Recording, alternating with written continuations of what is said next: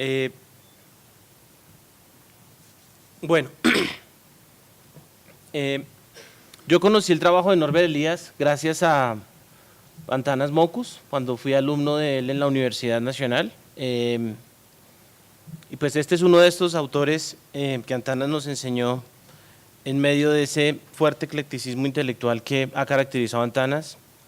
Y pues llevo ahí algunos años trabajando a Elías y pues desde luego trabajando en el marco teórico que ha desarrollado Antanas Mockus con su conceptualización de cultura ciudadana.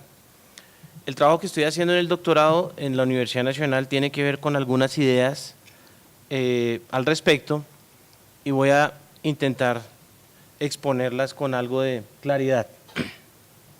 Pues el enfoque de Antanas Mockus de cultura ciudadana se caracteriza por mostrarnos, digamos, en particular para las políticas públicas, la necesidad de ver esas otras dimensiones de regulación del comportamiento que están ahí, pero que cuando se hacen políticas públicas, pues no se tienen en cuenta. A finales de los 80, principios de los 90, Mockus cuestionaba la pretensión de querer transformar o mejorar la universidad colombiana a punta de la implementación de nuevos marcos regulatorios, nuevas leyes, nuevas normas formales.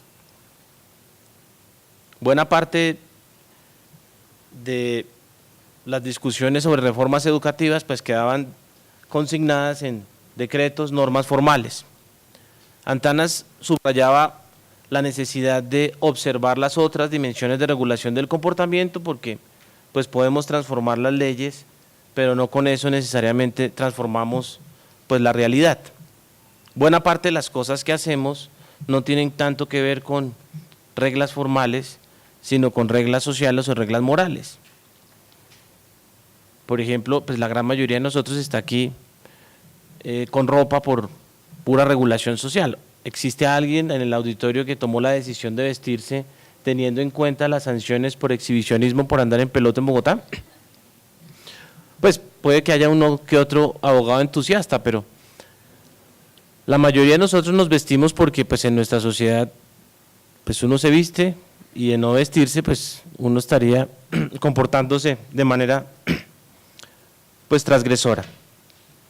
Entonces, pues la idea de revitalizar esta mirada sobre los otros marcos de regulación, como las reglas morales y las reglas sociales, digamos es una de las intuiciones más importantes, uno de los planteamientos más importantes del marco analítico que propone Antanas Mockus con la reflexión de cultura ciudadana.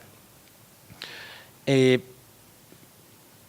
estas tres dimensiones de regulación, las reglas formales, las reglas morales y las reglas sociales, yo en el trabajo que vengo desarrollando en los últimos 5 años me voy a centrar en esta exposición, voy a hablar sobre las reglas sociales y su importancia para entender buena parte de las cosas que ocurren. Entre otras porque las reglas sociales son hoy día muy estudiadas, cada vez más estudiadas, digamos en los últimos 30 años ha habido como una explosión, un boom de una moda a nivel global de diversos científicos sociales que han puesto otra vez el zoom en la regulación social y parte de lo que ha hecho que eso sea así es que hay un consenso generalizado en que la mayoría de comportamientos que seguimos a diario están regulados es por normas sociales, pues no solo vestirnos sino cómo nos vestimos, cómo combinamos la corbata con la chaqueta, la bufanda con la blusa, pues eso no tiene que ver con la regulación legal o moral, pues a nadie lo van a meter en la cárcel por combinar mal. Usted no se siente que está haciéndole daño a alguien, está siendo inmoral por combinar mal, pero usted se ve mal, ¿sí? Entonces las reglas de etiqueta, las reglas de vestimenta, pues son fuertemente reguladas por la regulación social, pero no solo eso, las normas de etiqueta en la mesa, ahora salimos al refrigerio, seguramente vamos a estar cumpliendo puras reglas sociales, pues a nadie lo van a meter a la cárcel por tirar la empanada al aire y comérsela, pero usted se ve mal, uno no come así. Si yo tuviera un paquete de maní y echo el maní en el agua, lo revuelvo, eso es algo así hicimos una vez en la oficina de Macri, yo no sé si se acuerda Antanas, protestándole a una secretaria de Educación que le estaba costando ver la fuerza de las normas sociales, pues lo que hice yo fue meter el dedo en un yogur que estábamos tomando. Y le dije, ¿quiere? Y todo el mundo se escandalizó y le dice, ¿sí ve? Pues hay reglas sociales. Uno no hace ciertas cosas porque socialmente son rechazadas y existe, digamos, un consenso tácito sobre muchas de estas reglas. Entonces voy a centrarme en las normas sociales.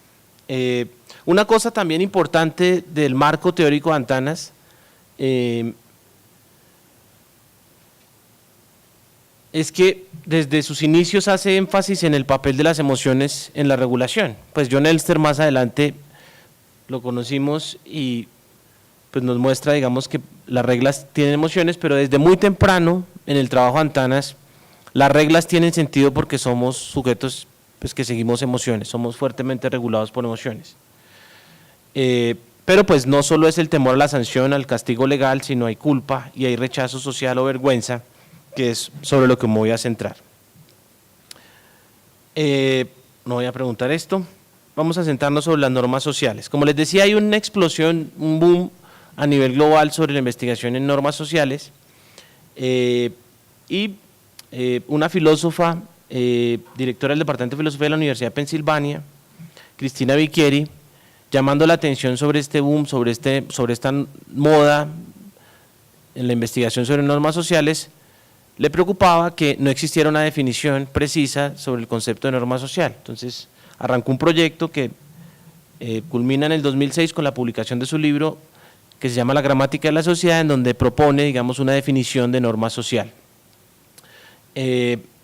Los dos elementos para ella que están detrás de una norma social son estos que describo aquí, expectativas empíricas y expectativas normativas. ¿Qué son expectativas empíricas? Lo que yo creo que hacen los demás. Y expectativa normativa, mi creencia de que si yo no me comportara así, los demás me rechazarían socialmente. Entonces, aquí está, digamos, como la creencia de lo que hacen los demás, y aquí está, digamos, el peso regulador de la vergüenza. Entonces, lo que está detrás de las normas sociales, dice Vicchieri, son expectativas empíricas y normativas. Miren que esto no tiene nada que ver con lo bueno, lo correcto, lo justo, lo mejor, sino es puras expectativas sobre los otros. Estamos diciendo que las normas sociales, que son las normas que más seguimos a diario, están siendo seguidas por nosotros por puras expectativas de lo que hacen los demás. Voy a mostrar un par de ejemplos para mostrar, digamos, lo sencillo que es ver una norma social. El primero es un video que es conocido como el experimento del ascensor. Esto es un video de los años 50 en Estados Unidos, hay versiones recientes en YouTube, pues hay una que le gusta más a Chape, que es más producida, muy bien, mucho más bonita. A mí me gusta esta, aunque no es tan bonita porque es la original, pero hay muchas versiones de este experimento, ustedes pueden encontrar en YouTube. ¿Qué es lo que van a ver ustedes? Van a ver el peso de la regulación social y vamos a verlo alrededor de algo muy particular. Unos actores van a entrar en un auditorio, en un ascensor, esperando que un sujeto experimental entre al ascensor. Estos actores tienen la instrucción de hacer algo muy raro, algo que uno no hace cuando está en un ascensor. Y la idea es ver el efecto regulador del comportamiento de los actores en el sujeto experimental, que obviamente no sabe que ellos son actores, ¿no? Para que ustedes sepan cuál es el sujeto experimental, el sujeto experimental va a ser marcado con un circulito rojo. La idea es ver cómo influencia el comportamiento de los actores en nuestro sujeto experimental. In the elevator now is a candid star. These folks who are entering, the man with the white shirt, the lady with the trench coat, and subsequently one other member of our staff will face the rear. And you'll see how this man in the trench coat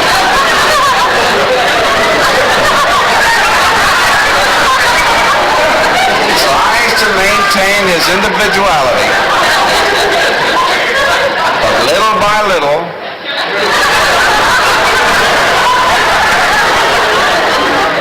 he looks at his watch, but he's really making an excuse for turning just a little bit more to the wall. Now we'll try it once again. Here's the candid subject. Here comes the candid camera staff, 3 of them at least. And this man has apparently been in groups before.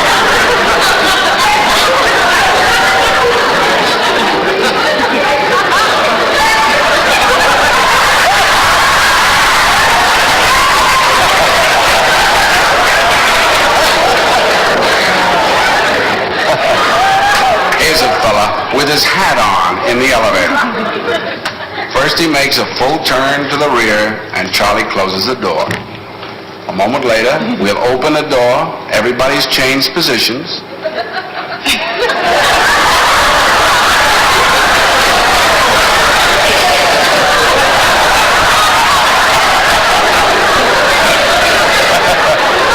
Now we'll see if we can use group pressure for some good. Now, in a moment, on Charlie's signal, everybody turns forward. There it is. Notice they take off their hats. And now, do you think we could reverse the procedure? Watch.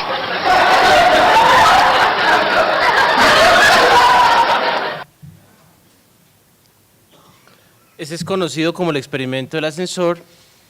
Y el siguiente video es, recoge imágenes del experimento de psicología más famoso de la historia, que es el experimento de Asch. Aquí lo que vamos a ver es que por presión de grupo no solo usted puede seguir comportamientos, no solo está, digamos, esa necesidad imitativa del comportamiento, sino por presión de grupo usted puede transformar su noción objetiva de las cosas del mundo. Es decir, lo que está ahí afuera, lo que está ahí bien, lo que estamos viendo, puede ser fuertemente influenciado, regulado por también normas sociales o presión de grupo. Entonces, aquí ¿qué es lo que vamos a ver? Todos son actores, excepto esta joven de chaqueta roja, que es nuestro sujeto experimental, y aquí hay un atril con unas, voy a ver si puedo mostrar aquí esto. Hay unas líneas siempre en el atril de diferentes alturas numeradas, 1, 2 y 3, y hay una que es más alta, otra mediana y una más chica. Hay una cuarta línea que está a un costado, sin número, y el profesor les pregunta a los estudiantes, a los participantes, esta línea que está sin número, ¿a cuál de las 3 líneas numeradas se parece en tamaño? La instrucción de los actores es decir algo que no es evidente frente a lo que usted está viendo. En la respuesta que van a dar en los primeros ejercicios, tengan en cuenta, creo que la que más se parece es la línea 2, pero los actores van a decir otra cosa, van a decir 1 o 3, viendo a ver cómo influencia su opinión en la respuesta del sujeto experimental que contesta de último. Uno pensaría que en este caso, pues como están ahí viéndose las cosas, la gente pues no va a ser tan influenciada, pero pues de eso se trata el experimento.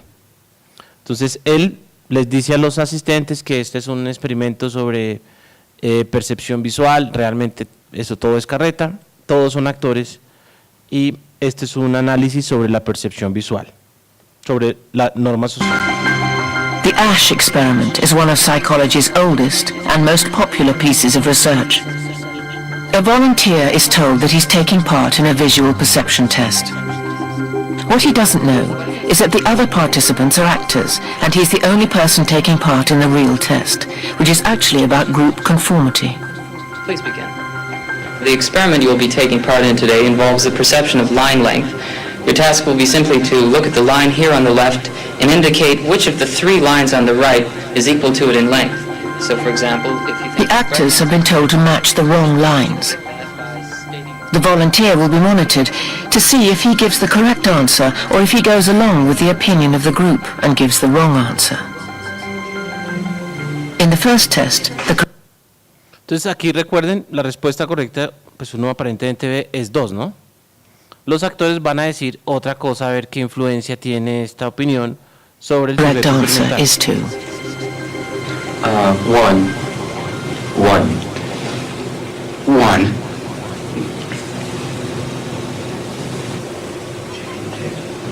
It's 2. 1. Once again, the correct answer is 2. 3. 3. 3.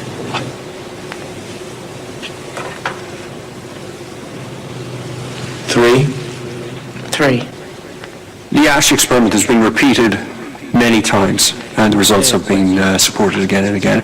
Ahí habla un profesor de psicología social de Princeton y dice que este experimento ha sido hecho en muchas ocasiones, en diferentes culturas, con diferentes grupos y siempre da igual. Esta versión me gusta porque con incomodidad la persona pues dice lo que piensa en la primera, pero después ya es insoportable estar en contra de lo que dicen los demás en las siguientes preguntas. Entonces, pues, un poco para ver, estos videos nos muestran el peso, digamos, regulador, la influencia social, cómo es de importante esa representación que tenemos de esos otros que llamaba Gina Zabludowski en nuestro comportamiento. Esos otros son mucho más importantes para nosotros de lo que nosotros muchas veces estamos dispuestos a reconocer, pero pues nuestro comportamiento, hasta el comportamiento más individualizado que imaginemos, se deben mucho a otros. Los otros importan mucho más de lo que imaginamos. En el artículo más citado en el mundo hasta ahora, en teoría de normas sociales, si usted va a una base de datos de artículos científicos y digita las palabras social norms, sale este artículo como el más citado. Lo que vemos, digamos, es el peso de la regulación social de una forma muy particular. Resulta que en la Universidad de Princeton tenían un problema de consumo de alcohol altísimo a principios de los años 90 y las directivas de la universidad, pues preocupados por este fenómeno, pues la cosa era muy preocupante. En el artículo cuentan de hecho algo muy simpático, y es que existe en Estados Unidos un ranking de consumo de alcohol per cápita en eventos públicos, que eso de tener datos tan buenos. Estaba, en el artículo dicen, las 500 millas de Indianápolis, cosa que es muy particular, y de segundo estaba en la inauguración de semestre de Princeton. Obviamente la universidad que ha sido famosa por que ahí murió Einstein, porque vivió ahí Gödel, por Nash, ahora era famosa por el chupe. Entonces, eso no se puede traducir, ¿no? Bueno, ¿qué hizo este grupo de psicólogas sociales? Pues quiso observar, digamos, la fuerza de la regulación social y las normas sociales, porque consideraban que ese era el principal error de esta política de desestímulo de consumo de alcohol que estaban adelantando en la universidad, que básicamente se enfocaba en desmontar o desestimular las preferencias individuales de las personas. Y aquí viene, digamos, esta resonancia tan fuerte con lo que comentaba Gina Zabludowski y pues ciertos preceptos no solo de Elías, sino de algunos sociólogos clásicos como Durkheim, en donde ya desde hace rato los sociólogos, los antropólogos saben que la sociedad no es, el desempeño de la sociedad no se puede calcular a partir de la mera suma de las actitudes individuales. Aquí este ejemplo, digamos, nos muestra eso de manera contundente. Cada estudiante de Princeton, lo cogían aparte, bueno, fueron 134 estudiantes de hecho, los que fueron parte de los 4 estudios, pero le preguntaban aparte, ¿con cuántas cervezas estaría usted satisfecho, pleno, realizado, feliz a la semana? ¿Cuántas cervezas considera usted aceptable, desea, prefiere usted, diga lo que quiera? Entonces el estudiante decía, no, yo con 8 estoy bien, con 8 cervezas estoy bien. Después le preguntaban, ¿usted qué cree que consume un estudiante promedio en Princeton? No, yo creo que por acá la gente consume con unas 16 cervezas. Ok, siguiente estudiante, ¿con cuántas cervezas estaría usted pleno, realizado, feliz, satisfecho? Yo con 8 estoy bien. ¿Cuánto cree usted que consume un estudiante en Princeton? 16. Entonces el promedio acumulado de las opiniones de los estudiantes es que ellos le atribuían a su grupo de referencia el doble de lo que ellos deseaban, preferían consumir. Y en el cuarto estudio, que es un estudio longitudinal, al cabo de 2 años, adivinen cuánto terminan consumiendo todos. 16. No lo que creen que deberían consumir individualmente, sino con lo que le atribuyen al grupo. Digamos, este artículo es uno de los primeros en el que matemáticamente, de manera muy fina, se muestra, digamos, la tensión entre la norma social y su preferencia individual. Usted puede considerar una cosa, pero si usted se imagina una cosa distinta del grupo, sus comportamientos van a terminar reflejando más lo que usted imagina del grupo que su preferencia individual. Este fenómeno los psicólogos lo llaman ignorancia pluralista y es muy importante hoy día para nosotros para estudiar los temas de cultura ciudadana. Voy a mostrarles por qué.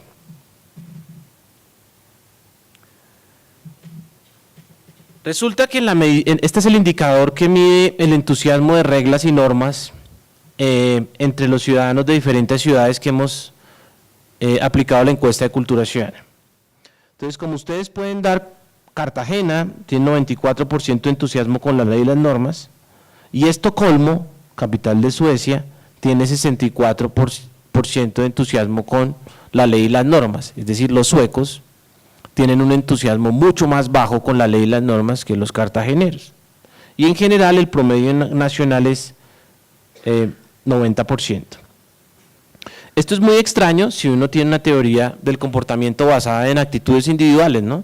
Porque si uno sale a la calle en Cartagena y sale a la calle en Estocolmo, pues pensaría que el entusiasmo con la ley y las normas en Estocolmo sería mucho mayor individualmente y en Cartagena mucho menor, pero no, esto es un resultado que llama pues Merton serendipity, ¿no? De esas cosas que uno espera tener en la investigación, pero que resulta ser absolutamente raro en los resultados. Pero esto es cierto. Nosotros estamos en sociedades en donde la gente le gusta mucho más la ley y las normas. Ahora, ¿eso nos permitiría calcular, predecir el comportamiento de la gente en la calle? La teoría de normas sociales nos dice no. Usted no puede, a partir de las actitudes individuales, calcular o suponer el comportamiento público de la gente. Para usted entender el comportamiento público de la gente, tiene que, entre otras, reconocer la fuerza de las normas sociales. Y las normas sociales no se construyen a partir de lo que usted considera aceptable y deseable, sino lo que usted imagina de los demás, ¿no? Entonces miremos a ver estos angelitos de América Latina que piensan de sus conciudadanos. ¿Usted cree que más de la mitad de los funcionarios públicos son corruptos? 92% de la gente en Cartagena dice que sí. ¿Y usted cree que más de la mitad de los ciudadanos son corruptos? 67% de la gente en Cartagena dice que sí. Es decir, esas personas que se imaginan pues la ley como algo muy importante, como muy valioso, al tiempo piensan que viven entre gente que transgrede y gobernada, administrada por gente que es mucho más transgresora. Si ustedes ven los resultados para todas las ciudades que tenemos aquí en América Latina, la constante es la misma. ¿Dónde está Ciudad de México? Monterrey, aquí para mostrarle a Gina, Salud 2, aquí está. No está Ciudad de México porque el año es anterior, pero en Ciudad de México y Monterrey son las dos ciudades en donde la opinión del otro, del ciudadano común, es más negativa. El 70% de la gente piensa que los demás ciudadanos son corruptos en Monterrey y es un resultado similar en Estocolmo. Entonces, pero mire, perdón, en Ciudad de México y en Monterrey son muy parecidos. En Estocolmo, miren los resultados tan bajos de opinión de la transgresión de los demás. Si bien los suecos son mucho más relajados con la ley y las normas, la mayoría de los suecos piensan que viven entre gente súper cumplidora. Es decir, el 85% de la gente en Estocolmo dice que los funcionarios públicos son correctos y el 92% de la gente en Estocolmo dice los ciudadanos de esta sociedad son correctos. Es decir, lo que más cambia de Bogotá a Estocolmo no es un relato, un discurso de la ley más intenso en Estocolmo, sino lo que más cambia de Bogotá a Estocolmo es una representación del grupo de los suecos mucho más generosa y mucho más similar a la propia. Eso nos permite entender otro dato, digamos. Una de las reflexiones de Diego Gambetta en 2007, cuando estuvo aquí en un seminario, decía, la confianza que nos interesa tanto medirla, pero tengan en cuenta que la confianza es un subproducto. Muchas veces queremos construir confianza como de la nada, ¿no? Como hay que aumentar la confianza, sí, pero decía Gambetta, ojo, la confianza es un subproducto. Para nosotros, en este caso, es un subproducto de ¿qué? Pues de las representaciones que tenemos de los otros. En unas sociedades en donde nos imaginamos que vivimos entre pillos, tramposos, en donde la gente es transgresora, pues obviamente los niveles de confianza son más bajos, pero es por lo que atribuimos, por la expectativa que tenemos de los demás.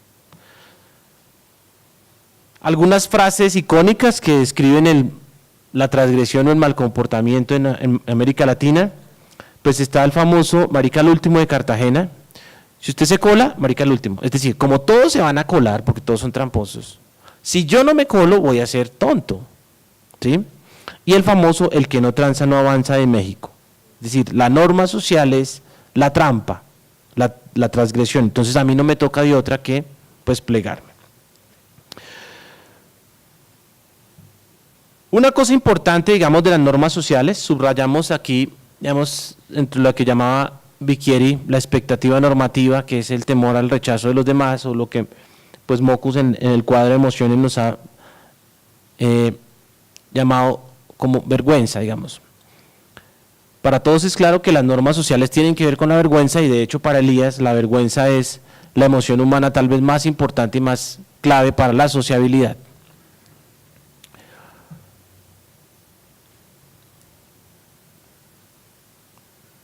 Los teóricos de la teoría de normas sociales contemporáneos tienen pues, ese acuerdo, digamos, y es que pues, la vergüenza es importante. Para Elías eso es clave, pero para Elías, que es consciente del peso de la vergüenza, hay como unas condiciones, digamos, representacionales sobre los cuales se debe dar la vergüenza. De hecho, la vergüenza no solo se da por la creencia de lo que yo creo que hacen los demás y mi expectativa de que si no me rechazarían, sino, dice Elías, que para que haya vergüenza hay una condición básica, y es que las personas se representen como iguales. Entonces aquí, este es un pedazo del texto del proceso de civilización en donde Elías está describiendo algo que me parece importante subrayar. En una sociedad en donde la desnudez empieza a ser regulada tan fuertemente, que es como la sociedad cortesana, la marquesa de Châtelet, que en sus diarios pues comenta, digamos, pues su vida cotidiana y le cuenta digamos, como su comportamiento en la intimidad, describe algo muy particular. Y es que cuando ella se baña, en una sociedad en la que eso es tremendamente rechazado, la desnudez es tremendamente rechazado, cuando la marquesa de Châtelet está bañándose, ella está desnuda frente a sus criados. Y la persona que le echa el agua, que es el ayuda de cámara, es un hombre, y ella no tiene vergüenza frente a esa persona. Entonces, algo que subraya en varias ocasiones en el texto del proceso de civilización Elías es que, si bien la emoción de la vergüenza es la emoción más importante para la sociabilidad, existe como una condición, llamémosla de posibilidad, o unas condiciones como de operabilidad de la vergüenza. La vergüenza solo se da, digamos, entre iguales. Si usted tiene que representar al otro como igual para que la vergüenza opere. Eso es muy importante porque si ustedes ven los resultados de las mediciones, nosotros vivimos en sociedades en donde pensamos una cosa de nosotros y una cosa muy distinta de la gente que vive en nuestra sociedad. Hay una representación muy distante del otro, algo que Antanas ha llamado como una noción de, con el término asimetría. Somos sociedades muy asimétricas, nos imaginamos una cosa de nosotros y una cosa muy distinta de los demás que conviven con nosotros. Entonces ahí esa norma, digamos, esa condición de posibilidad básica de la vergüenza, pues no está operando. Otra cosa que le aprendí a Elías es que pues no solo es sentirse como igual al otro, sino que para sentir vergüenza de alguien usted tiene que importarle ese alguien. ¿Sí? Que en últimas, dice Elías, lo que ocurre con la vergüenza es el temor a perder el aprecio, la consideración de otros que me importan. Pero si a mí no me importan esos otros, y además los veo como distintos, como inferiores, pues la vergüenza tiene muy poca operabilidad. Quiero contar, digamos, aquí para el cierre, cómo, digamos, podemos ver estos rasgos de asimetría o esta falta, digamos, de el peso regulador de las normas sociales. Mucho lo que estoy diciendo es que en nuestra sociedad hay mucho menos vergüenza que en otras sociedades y en parte se da por el desprecio al prójimo, por una noción de desprecio generalizada al prójimo que hace, digamos, que nos sintamos poco obligados a comportarnos de ciertas formas, ¿sí? Este es el indicador agregado de la encuesta de cultura ciudadana, digamos, como queriendo generar un índice de cultura ciudadana, un trabajo que pues ha venido desarrollando el equipo de estadística de Corpovisionarios. Y pues como ven, el puntaje de Estocolmo frente al resto de ciudades es bien distinto. Pero quiero mostrarles en dónde es que se va esa diferencia, en dónde es que esa diferencia se acentúa. Estos son las 5 dimensiones que integran este índice, y estas 5 dimensiones pues son llamadas acuerdos, mutua regulación, normas, probidad pública y seguridad constitucional.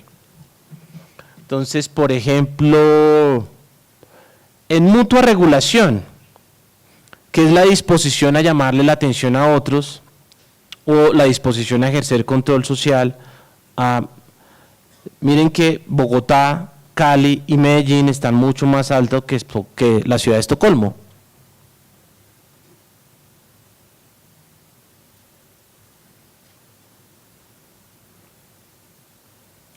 Y Montevideo, que es una ciudad con muy buenos niveles de convivencia, también está mucho más bajo frente a ciudades como Bogotá, Cali y Medellín. ¿Qué es este índice de mutua regulación? Mide la disposición a llamar la atención a otros, a ejercer control social, pero explícito, ¿sí? Recuerdo que cuando hicimos el trabajo de campo en Montevideo, una de las características de los ciudadanos de Montevideo era que a ellos les parece terriblemente grave, terriblemente feo llamarle la atención a otra persona. Dice, pero si cada quien sabe cómo se debe comportar, ¿cómo voy a considerar yo como superior y voy a llamarle la atención a otros? Es decir, a los ciudadanos de Montevideo les costaba mucho más llamarle la atención a otros de manera explícita, más que a las ciudades colombianas. Y algo parecido observamos en Estocolmo, en donde el resultado es más bajo.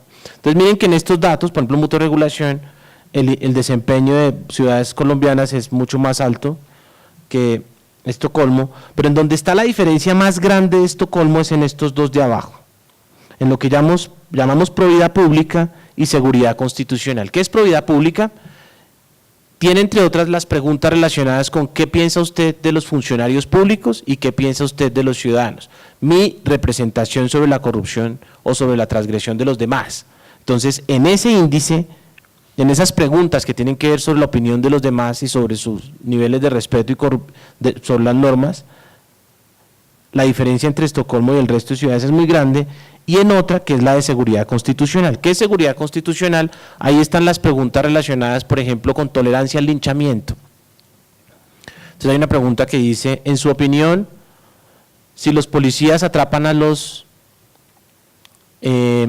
ladrones, perdón, si los ciudadanos atrapan a los ladrones, ¿deberían agarrarlos y darles una golpiza? En nuestras ciudades ese resultado es muy alto, es de aprobación. Aquí la diferencia de Estocolmo con el resto se da en parte por eso, porque ahí es muy rechazado, digamos, la justicia por mano propia. Me parece interesante cómo estos dos aspectos tienen que ver con, uno, como una construcción de una idea legítima de la fuerza legítima por parte de las autoridades, digamos, una noción de la seguridad constitucional, digamos, hay unas autoridades que son las encargadas de aplicar sanción, de castigar, digamos, comportamiento inadecuado, y eso es algo que no debemos estar fungiendo todos los ciudadanos. Y el otro, pues, es el tema de la representación del otro. Entonces, en estos dos, digamos, está buena parte de la explicación del desempeño del indicador en en Estocolmo. Entonces, para cerrar, digamos, quiero citar aquí otro pedazo del proceso de civilización, retomando, digamos, el marco analítico propuesto por Antanas de las reglas formales, reglas morales y reglas sociales. Para Elías, todo nace en la regulación social, y eso que llamamos regulación moral o autorregulación no es otra cosa que la evolución de la vergüenza en algunas cosas, ¿no?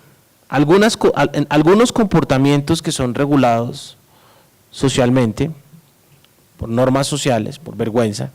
Con el tiempo, algunas cosas, pues no es claro por qué, solo algunas cosas y en qué condiciones, las interiorizamos en nosotros mismos y empezamos a tener como el auditorio, como el público dentro de nosotros. Y a eso es lo que llamamos culpa, dice Elías. Obviamente es una culpa sociológica. Esto mis profesores de filosofía moral, de filosofía no entienden, les parece absolutamente descabellado. Pues para los filósofos, en parte por la tradición kantiana, la moral y la autocoacción de la moral es un ejercicio de la racionalización y, pues bueno, toda esta idea de... Pero para Elías, sí, la autorregulación, la regulación moral, es hija de la regulación social. Es decir, para que usted pueda autorregularse, tuvo que ser sensible a la regulación social en algún momento. ¿Sí? Y pues aquí hay un pedazo del proceso de civilización en donde describe más o menos esa idea: los preceptos de comportamiento que se dictan para los jóvenes adquieren su tono específicamente moral con estos avances de los sentimientos de vergüenza. Es decir, es a partir de la iteración de ciertas vergüenzas, de sentimiento de vergüenza con ciertas cosas, que nosotros aprendemos, digamos, a autocoaccionarnos con el tiempo. Entonces, de nuevo aquí, el peso de la regulación social y el peso de los otros es fundamental, no solo para la regulación social, sino para la autocoacción. Listo, esto es todo. Muchísimas gracias.